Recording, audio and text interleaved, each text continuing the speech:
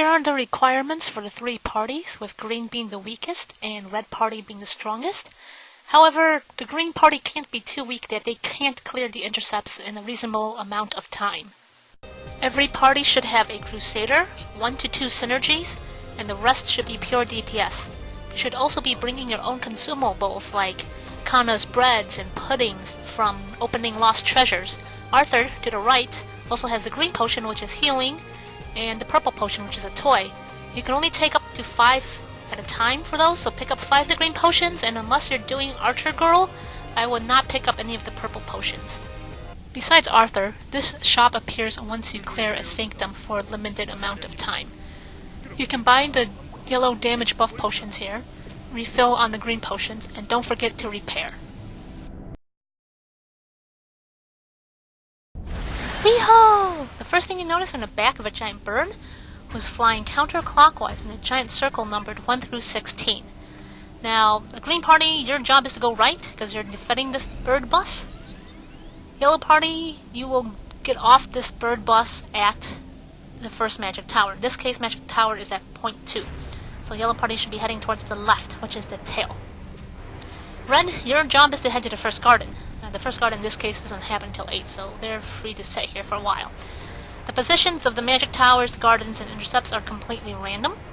So if you're lucky, the intercepts will be spaced out and green will be clearing them each time and nobody has to cover.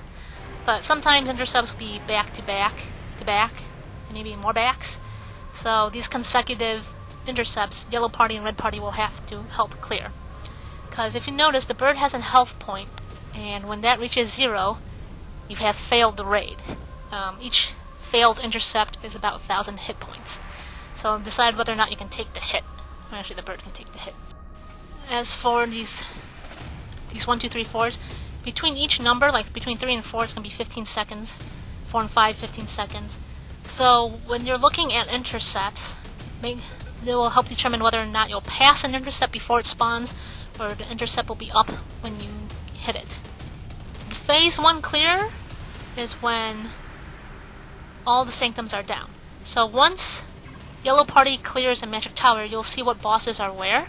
Both gardens need to be down to do a lot of damage in the sanctums. Yellow party, if they're strong enough, they can help out clear gardens and sanctums to speed up this process of phase 1. The party has only 2 life tokens. One of the 3 intercept bosses is Heat Researcher Zadracon, aka Redbird. Now Redbird doesn't have a true groggy phase, so go all out at the beginning and use your sustained damage to finish him off. His attacks, most of them don't have like a red line or red circle indicator, but some very little do, so stay out of those. Now if you kind of notice, his attacks leave like a scorched earth on the ground. Don't stand in it, which I'm doing a very bad job of right now, but as you notice, it's not like super deadly. You can kind of heal through it, but still, don't stand in a fire like me.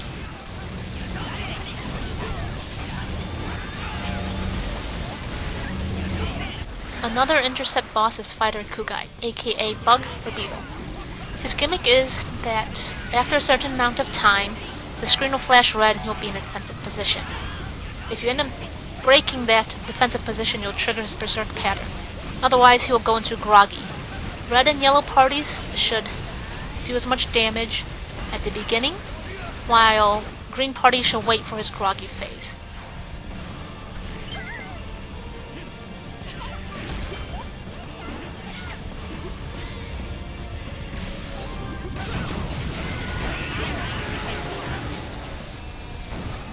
This is the berserk pattern for Fighter Kugai. He will target one person and spin around and have some lightning.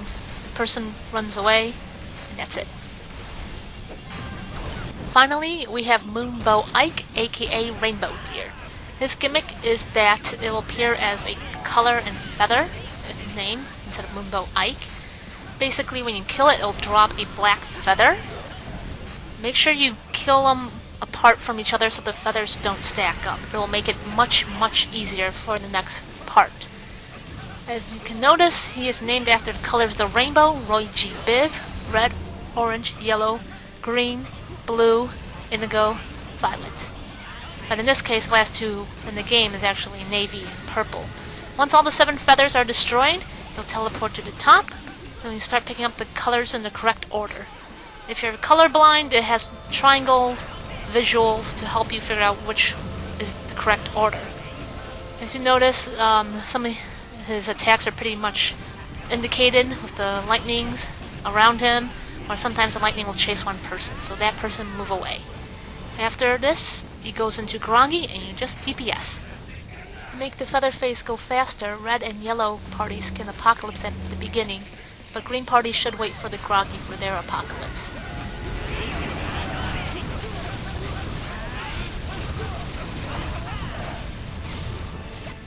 The party has only 2 life tokens. The purple magic tower is always Kelly. At the beginning, she'll turn everybody into sheep. Your A button is a headbutt, and your S is a dash. You want to avoid all the indicators and the wolf as much as possible. She will always drop her shield after a teleport, so wait for the teleport and then headbutt her. Once everybody gets enough headbutts, she turns into a crying sheep. Meh, meh. And that's where you DPS to make her stop crying.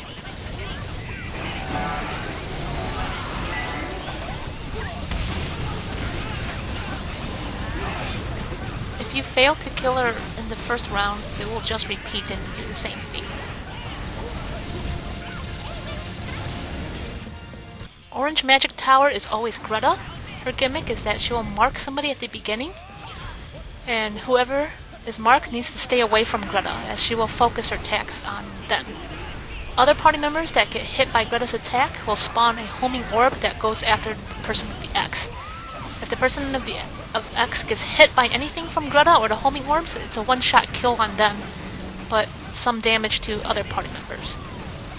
Once the Berserk bar at the bottom fills, everybody goes to the northeast corner and will walk clockwise around the room together. Afterwards, she will become groggy, and that's when you DPS her.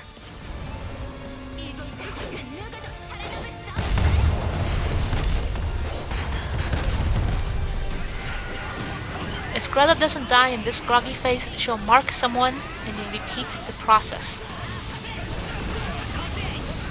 It's important to stick together, otherwise the ones that move too fast will cause the ones that move too slow to die.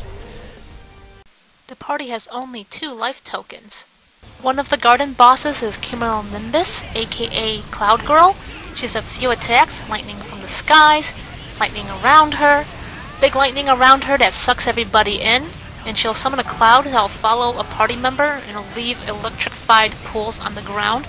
The person that's being followed should lead the cloud away from everybody else and stay away from the pools because she will make them explode. Now her main gimmick is that she'll do a knockback and mark 2 people with a black and a white aura. Whoever has the black aura should lead a black dragon in a big oval near the top of the screen. White will lead the white one at the bottom of the screen. Try not to cross the middle of the screen, as if the dragons touch, you will wipe. So do not cross the streams. In this case, do not cross the dragons. Now, if somebody who is leading the dragons die during this, it will follow one of the other 2 that doesn't have one. So the other 2 should be in the middle and keeping an eye out on the health. After this, it's groggy and you DPS her. If Cloud Girl doesn't die in this groggy phase, then she will repeat everything. Be careful on how you lead the dragons, especially around the middle. Sometimes it's better to sacrifice yourself to make sure this gimmick succeeds. It's better to have one person die than the entire party, because you only have 2 life tokens. So if it's a wipe, it will be a 2-man afterwards. The other garden boss is Guardian, aka Golem. Basically, you just sustain DPS him, avoid the red circles and the red lines until he does his main gimmick. His main gimmick is that he will just dash towards a party member and try and chuck him into the shield, which is off the screen. So what you want to do is make sure there's a pillar between you and the golem. And you keep doing that until all 4 pillars are chucked into the barrier, weakening him, aka your groggy phase.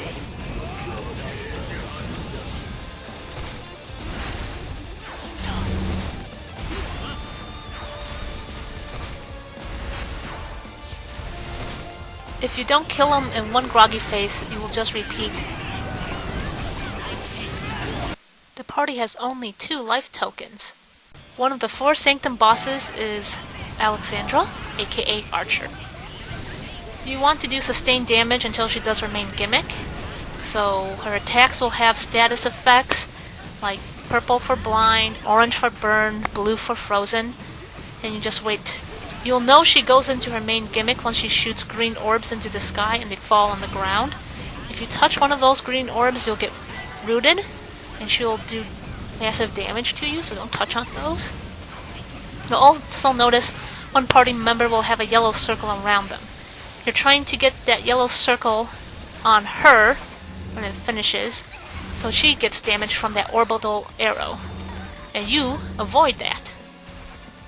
And if you don't avoid it, you'll get stuck in a crystal that does a lot of damage over time, and you need to heal yourself so you don't die. Now coming up, it's my turn. This is where I miscalculated and teleported too soon. As a male mage, I should wait for that orange circle, then teleport. So here I am trying to keep myself alive here with my potions.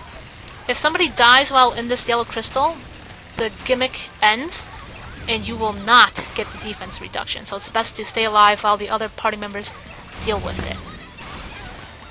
After this, it's groggy time!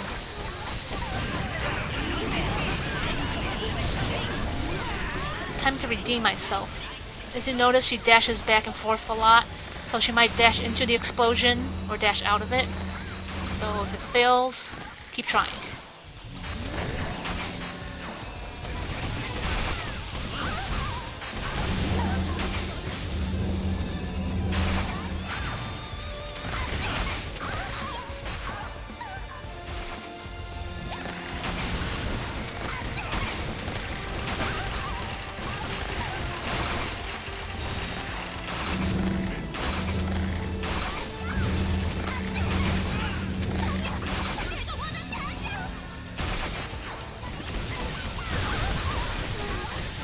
Another Sanctum boss is Rossol's Cursed Amulet. The first thing you notice, you have these yellow circles. They shrink each time you attack and dash and get hit by the purple shockwave. You can jump over that. It grows when you walk and you pick up yellow orbs. If it touches the red, you're snared and he will jump in and cleave at you. Now, you want to kill the boss's first body before the Berserk bar fills up. That means you have succeeded and you're now going to groggy. For this part, you just move to the top of the screen to avoid all the rocks falling, and then he's in groggy. And if you don't kill him now in this groggy phase, he repeats with a full health body 1 again. But the health that he has remained will be there in the next groggy. So kind of like Frozen. Remember how his true HP bar works. As DPS, also save at least 1 or 2 big cooldowns for the big body when he comes out of the first groggy. Comes back with full HP, because you might be out of steam trying to kill the boss before the Berserk bar fills up. And if it fills up, you don't get the groggy, so you have to wait for him to do it again. Managing your cooldowns is essential, so you have something to burst the body and then finish him off afterwards. Otherwise, you might run out of time.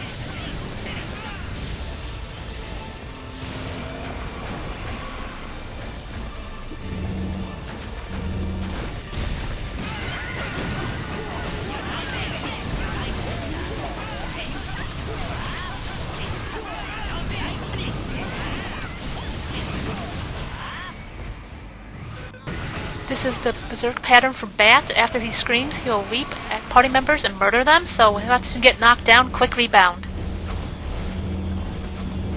Another Sanctum boss is Zodiac. Zodiac starts out as a bunch of orbs. There will be 1 white orb. You have to kill the white orb 3 times to spawn his groggy phase. Basically avoid circles.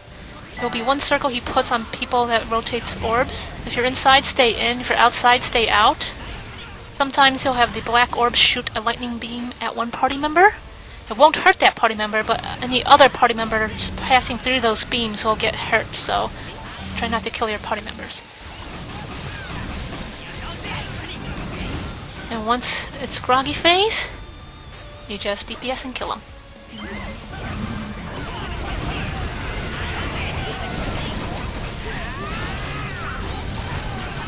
Here we have Tritura, aka Gargoyle. He has a few moves before his main gimmick, which is he'll fly up into the sky and crash in a big circle, get out of that fast. Another move is that he'll do like a cone AoE suction until the last second for a major punch. Everybody should move forward or diagonally out until you get out. Nail mages can teleport out.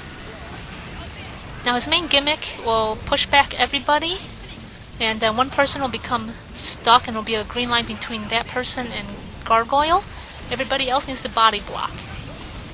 Make sure the person that's body blocking isn't too close to the person that's stuck, because sometimes his arm will go through you and attack the person. And you wipe it if he touches that person, if you fail to body block. The lightning will push people back, so if you have super armor, that's great. Another thing to worry about is that if you're not together for the pushback, he might, unfortunately, send one person to one side of the screen and everybody else on the other side of the screen, and that's most likely a fail. And then once it's groggy, you kill him.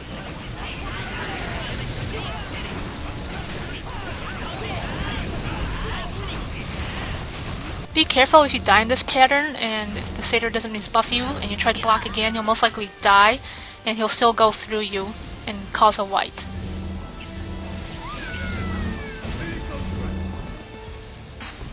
And sometimes Gargoyle doesn't care if you do it correctly, he'll wipe the party anyways.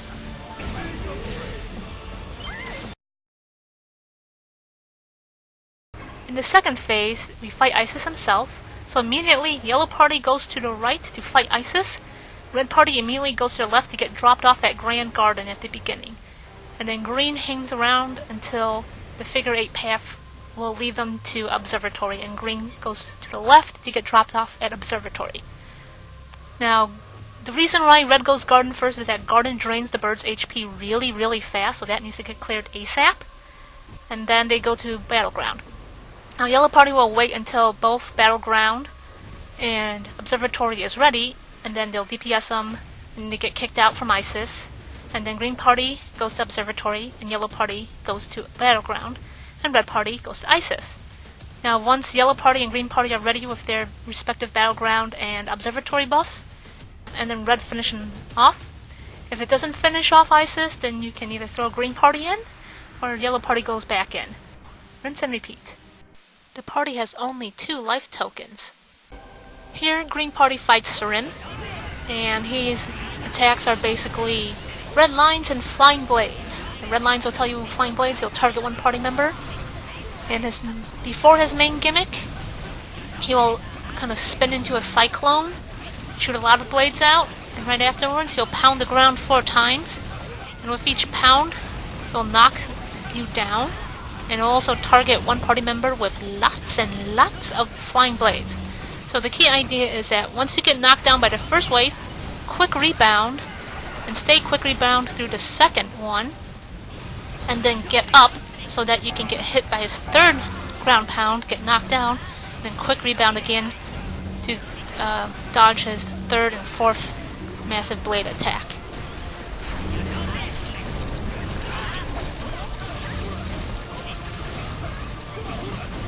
Okay, he's going into his berserk pattern, so let's count. Quick rebound, hold, hold, get up, quick rebound, hold, hold. And you're done! You have survived.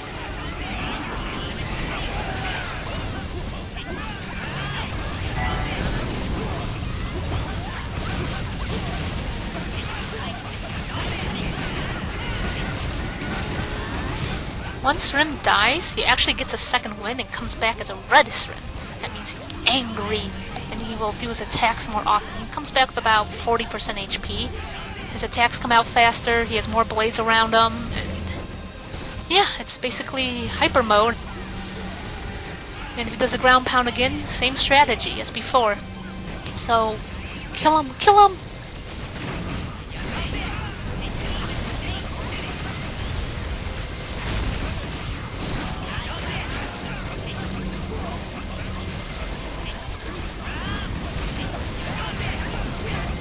Once Srim dies again, you go to the next room and wait for the party at Isys to tell you to shoot the ballista. And keep an eye on the time in the upper right corner, because you still have that time limit, and you fail the dungeon if you reach 0. Once it is ready, the ballista will pin down Isys. The party has only 2 life tokens. Red party and yellow party will fight Arketo here. Arketo randomly starts in either attack stance or defense stance. Attack stance is which is this one right now with all the spears, lightning, and he dashes with lines. Defense stance, he starts with a shield that you break. For attack stance, if you notice he might have a red line before dash, you can do a single hit counter. If you time it perfectly, he will get stunned with a little bit of defense down. It's really hard to do. Now all these explosions from the bolts raining down from the sky makes it really hard to see, and you can't change the opacity on that. So kind of try to remember where the explosions were before you kind of move. And you just kind of wait it out until he goes into the other stance.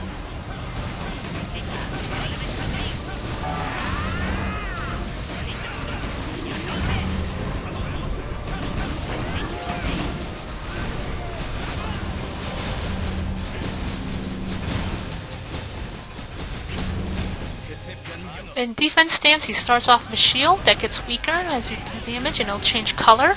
You'll get a notification that you broke his shield. And once the shield is broken, a new bar at the bottom of the screen will fill up pretty fast. Basically, do your damage and get ready to dodge the huge AoE. You run to the corners of the room. Sometimes you're unlucky, might cover the entire screen. And I guess if you jump, time your jump, you might survive. I survive because as Elemental Bomber I get damage reduction. And afterwards he goes into this berserk. After all these spears run down, you get knocked down, quick rebound, avoid an explosion, and groggy him.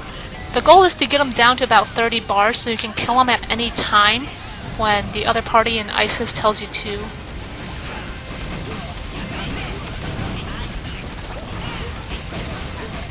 After groggy, Arketo once again starts his patterns randomly with either attack stance or defense stance.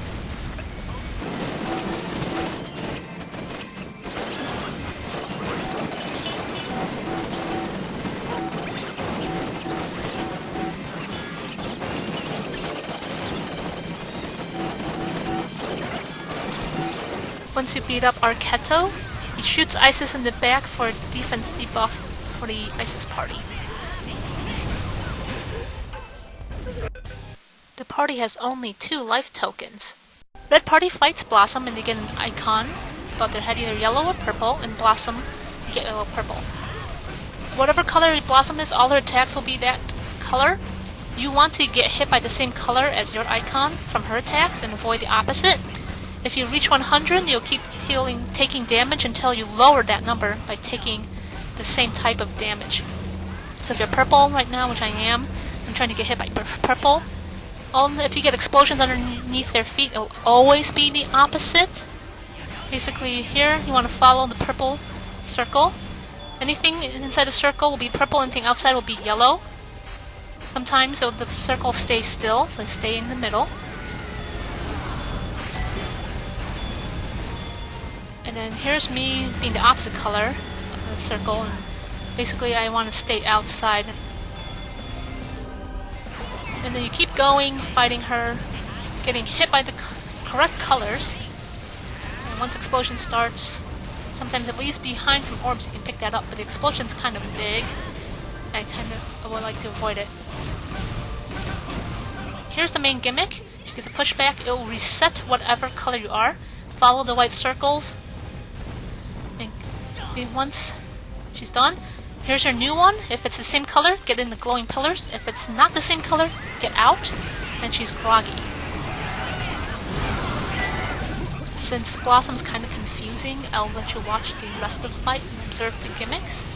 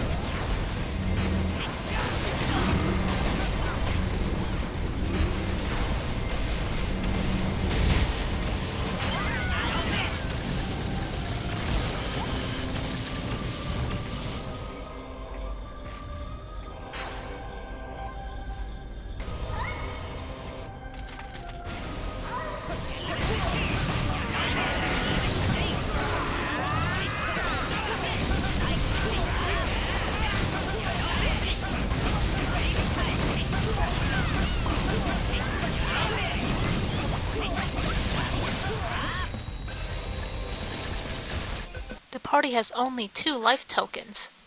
At the beginning of the fight for Isys, everybody should dump all their skills at him, because this fight is going to be really long and you'll have all your skills up again for a second burst. And if you notice, 2 party members will randomly start in light and 2 party members will randomly start in dark. Right now I'm in the light side, it's nice and green and bright. If I wanted to go to the dark side, I would hit tab. It's best to have 2 people on each side. Some statics want 1 and 2 slot party members to be in light and 3 and 4 in dark. It doesn't really matter as long as you communicate. And when he's ready to do his gimmicks, probably push back. If it's my feathers, spread my feathers, 2 people will move either to the left side or right side, and you're going to run, not walk, to spread these things. You want to spread out as far as possible, because the next part will have a circle that decreases your feathers. Here it is. Now, if you notice there's a circle around me, each time he flaps his wings, my circles disappear. You'll do this 6 times. So make sure you have enough safe points for 6.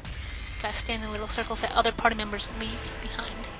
And once it's over, his defense decreases, and he will still move and attack. So you keep doing damage until the next gimmick.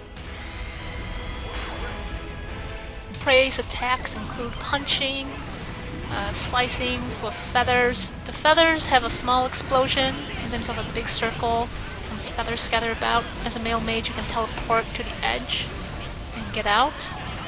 Otherwise, it's some damage, but won't kill you.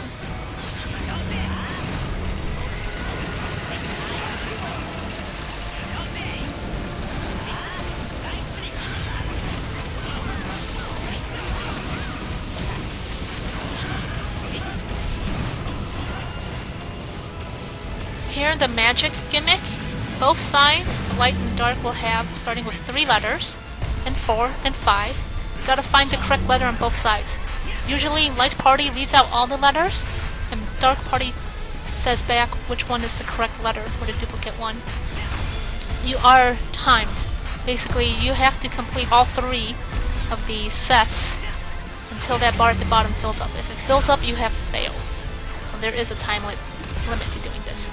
Typing is a lot slower than voice chat, so keep in mind. Another of the 4 gimmicks he can do is tornadoes. At dark, it'll spawn 1 giant tornado that spews out these little tornadoes. Either move or hop over these small tornadoes. The big tornado will follow 1 party member, so the position changes. And here I notice the big tornado's following me. I need to get out of there.